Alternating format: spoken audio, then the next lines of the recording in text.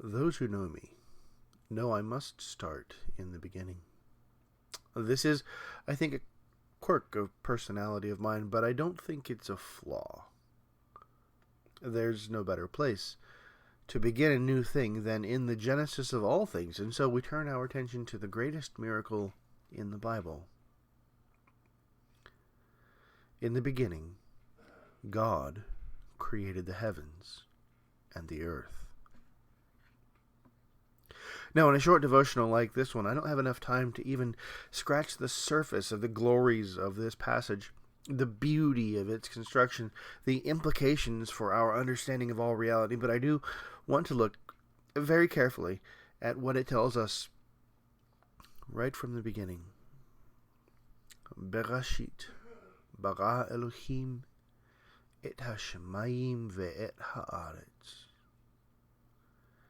Berashit, in beginning, it says. Bara, created from nothing. Elohim, God, the Mighty One. Et hashemayim, the heavens. Ve'et haaretz, and the earth. In the beginning, God created the heavens and the earth.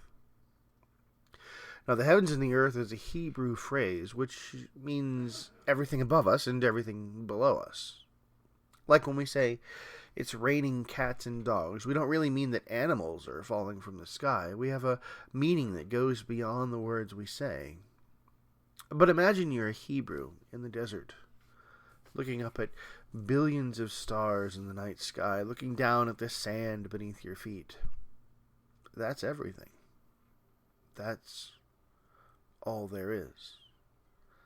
The heavens and the earth. But what else does this phrase encompass? Our Hebrew friend doesn't see the atoms and the molecules. He doesn't see with any real understanding the massive stars, the black holes, the incredible dance of the heavenly spheres, the unimaginable amount of energy, raw power it would take to bring these things into being. More stars than humans will ever see, more planets than we will ever know, burning balls of gas and fire so unimaginably huge that we can only understand them in relative terms. He doesn't see any of that. Even below his feet, or within his own body, the amazing wonders God hath wrought. Life in the deepest parts of the ocean, the amazing workings of the human body, the processing power of the human brain, unmatched by any computer ever created by mankind, the miracle of the human eyeball, so complex as to be beyond all doubts the product of a mind so powerful as to be beyond all understanding.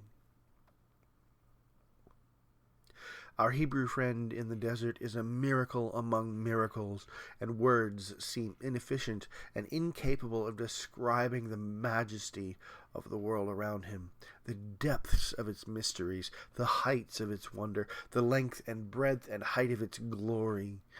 And the best he can do, the best anyone could ever do, is to tie these mysteries, this wonder, this glory, to the God who created it. In the beginning, God. He who is beyond time in the beginning, he who is spaceless created the heavens, he who is immaterial created the earth, he who is all-powerful created from nothing, that God, the one who brings about the genesis of all things. That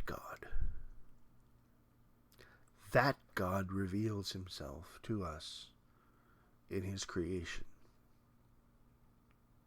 Now, you may be asking yourself, why I have spent 5 minutes rambling on about the creation in what's supposed to be the first of a series of daily devotionals and inspirationals. I want to show you, as clearly as I can, that there is nothing outside the scope of this miracle. There is nothing that you will ever experience which falls beyond the scope of Genesis 1:1. Every horror, every trial, every test, every pain you feel, every hope, every joy, every love you experience, it all falls inside the scope of Genesis 1:1. So when you worry that some horrible thing is greater than God, it isn't. When you worry that what you experience is too great for Him, it isn't. When you fear, when you worry, when you doubt, remember Genesis 1:1. God is greater than anything you are capable of experiencing, and God is able to bring you through it. Amen.